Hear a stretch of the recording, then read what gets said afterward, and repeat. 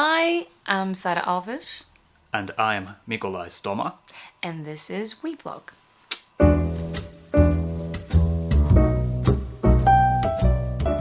Hi, for those who never heard about us, this is our first episode about coronavirus. Of course, we can't escape coronavirus, I think. It's out there and we are in lockdown. Yeah, the elephant right outside our room. Yes, the elephant in the room. Me and Mikolaj, we knew each other 6 years. Yeah, 6 years, a long time ago. We met in Rotterdam, and right now we are finally together. And you proposed me right before the lockdown. I am from the most western part of Europe, one of the most western European countries, which is Portugal. I grew up in Lithuania, but my ancestry transcends borders. I have a family in quite a few Eastern European countries. So, yeah, would be difficult to say where exactly I'm from, but let's settle for Lithuania. So we feel like WeVlog, where West meets the East, makes all the sense in the world because we're kind of on the borders of Europe from both sides, West and East. So our first theme is attitudes towards coronavirus. We know that we are in a pandemic, literally, so a lot of deaths happening. However, there is a possibility that in London or in the UK, the lockdown will be lifted very soon. I have a bit mixed feelings about this. Are we getting better? Are we getting worse? This is a video that we recorded last week, Saturday, in Walpole Park in Ealing.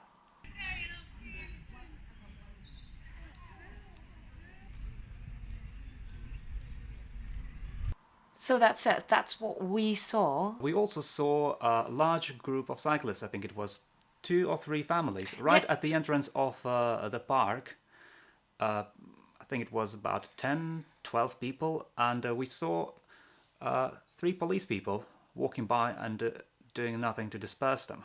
People were gathering a lot, which is a bit weird, in my opinion. And I think the most shocking thing was actually seeing people with children, well, toddlers. You know, they are still in the phase of their lives that they're actually very sensorial, so they just touch things. And they were just like literally putting their hands on their mouths because it's quite normal in that age. So I felt like it's completely awful this happening when you know that there is a virus out there. And no one was wearing masks, not even the adults accompanying the children. Yeah, I don't think we saw a single person that day at the park wearing a mask. Yeah, that's another thing that was really confuses me, is like people just don't wear anything. And we were talking about masks, by the way. This is our second theme, masks. So there is a lot of opposite opinions about wearing a mask. Should we wear them? Should we not? We have a specific opinion from the World Health Organization, which is the entity with authority in these matters. And let's check the video. If you have cough, fever, and difficulty breathing, you should wear a mask and seek medical care. If you do not have these symptoms, you do not have to wear masks because there is no evidence that they protect people who are not sick. However, if you are healthy, but you are taking care of a person who may be infected with the new coronavirus, then you should wear a mask whenever you are in the same room with that person.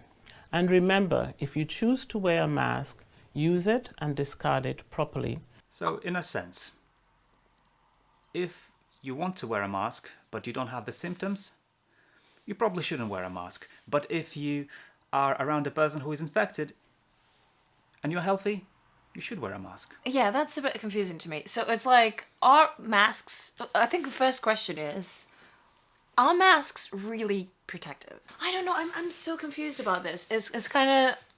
It's like saying, well, we are not sure if it's protective, but just in case, if you have symptoms, or if you are with someone else who has it, let's better use it. Or maybe they're really sure that they're protected. They're just saying these things because of the shortage of masks, because, medical carers, doctors, nurses, they need the mask. I think that might be it. Exactly, and I think that's what's most dangerous about the official advice given by WHO. While they do insist that one wears a mask if they feel symptoms, because after all, the cheap face masks that most of us have seen so far, those masks don't really protect you against the viral particles. No, so they don't. The air will easily go through the gaps between the skin and the mask. The fabric itself does not stop the viral particles. They are small enough to get through the gaps.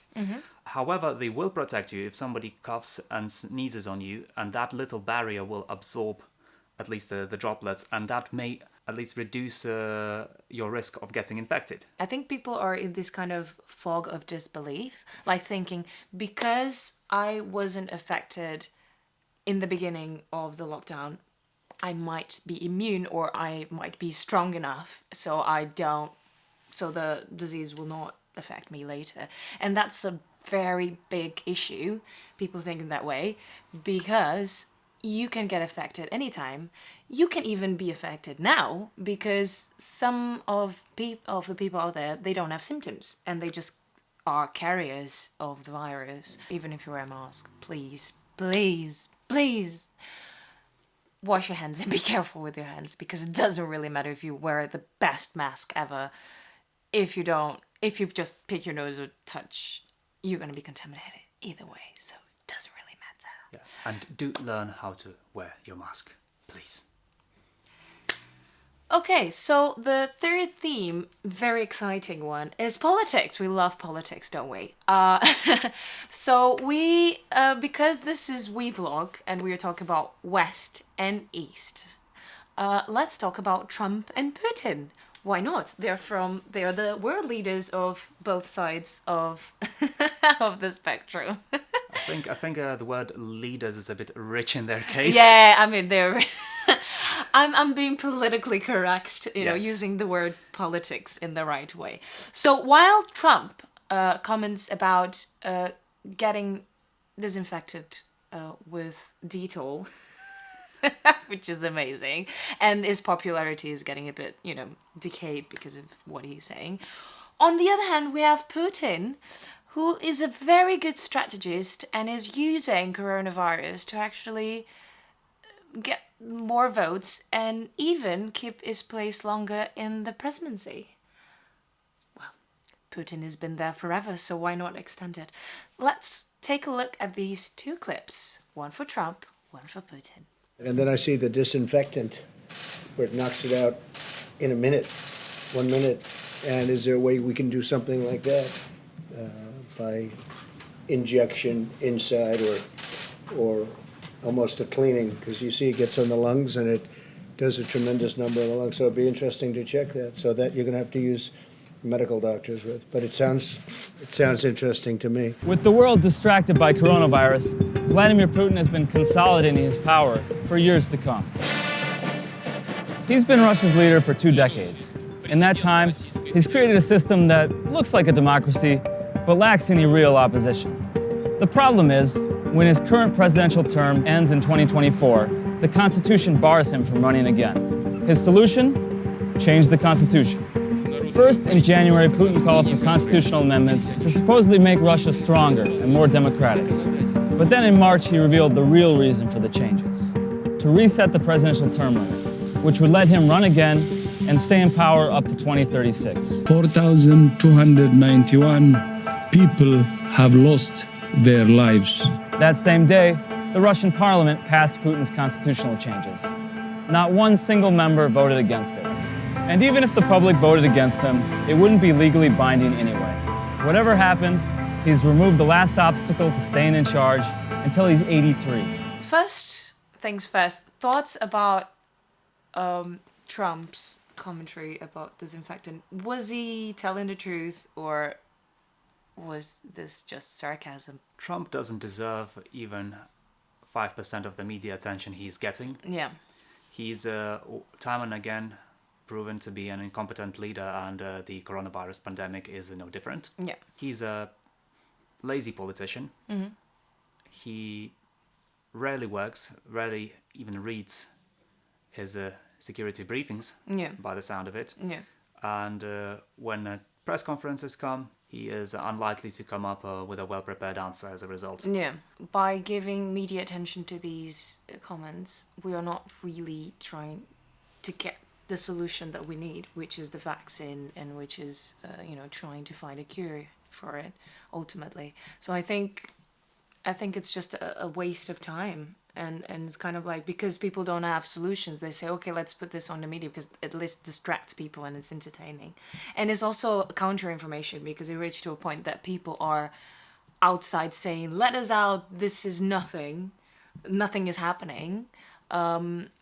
When in fact there is, but they are wearing masks as well. Like they would go in protest saying that we want to be out because we want to live and we want freedom, but then they wear masks, so they're quite concerned at the same time, which is a bit like, it seems like again a contradiction. The second thing is about Putin. What is your thoughts, coming from a person that actually have family from Russia? Like, what did you see this like? Is it Putin being Putin, because he's always like that? So it's kind of like he's taking advantage of this, to be honest. Putin has been known to take advantage of crisis to increase his popularity with the electorate. Because let's face it, even if there was a free and fair election in Russia, there is high likelihood of him being re-elected. Independent opinion polls have stated just as much. Yeah. I think the latest figures were he would receive about 57% of the vote, which does show that there are a lot of people in Russia opposed to him, but even more supporting. Well, Russia is facing the issue of not having an opposition with a strong track record of competent governance. And there's also the ages-old dilemma of trying to reform the system from outside or from within. And many young people, idealistic young people, joined existing power structures hoping to deliver change. Yeah. Well, that's a big issue in Russia. We will get Putin like more 2036. Like we're gonna have like for many years, even postponing the vote from the public. It doesn't really matter. No, it was going to happen either way. Coronavirus was only a crisis, but at the same time also an opportunity to unite the nation behind himself. So we were talking about a lot of theories. Where did coronavirus come from? That's one of the first questions. The people that say it came from a fish market, the people that talk about the 5G conspiracy theory, which is a bit weird. The people who blame Bill Gates for the the creation of coronavirus. I don't know, mind-blowing. So, but there are two theories which are very interesting to talk about at this point. Dr. Li was working at Wuhan Central Hospital when he saw multiple instances of this coronavirus, now known officially as COVID-19 in patients.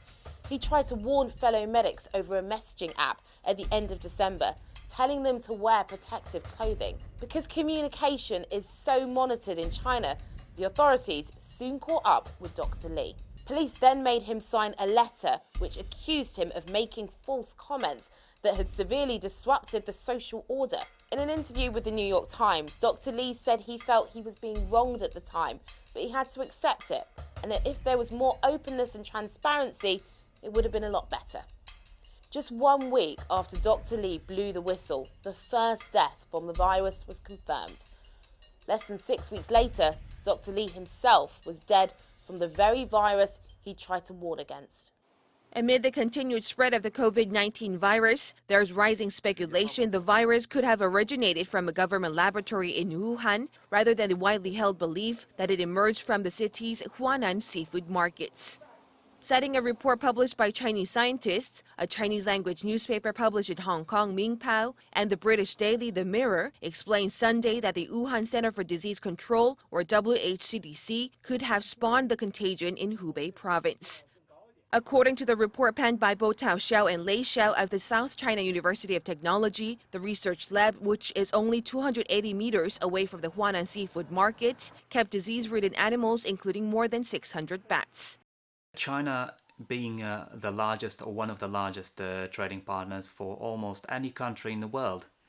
The economic shutdown caused by the quarantine lockdowns has dramatically reduced the demand for Chinese goods. And now for the first time in 3 decades, China's economy is no longer growing and is contracting. Now we have heard concerns about a second wave of infections coming, with any resultant economic stagnation that may bring.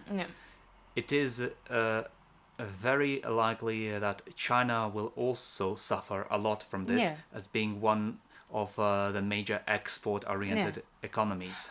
I really think that even if they had created, they wouldn't want, it wasn't tested enough to be released. I think it was a leak. If this is true, this was a leak, and that's why it's damaging them so much, because they were not prepared. Or maybe scientists in the lab actually found out about this, they were working on this, and they say, we don't want this to be a weapon, and in like a protest they leaked as a protest, and then it destroyed half of things. Because if this was actually created, if it was well refined, it would become a weapon, and maybe a lot of people in the lab they disagree with it too.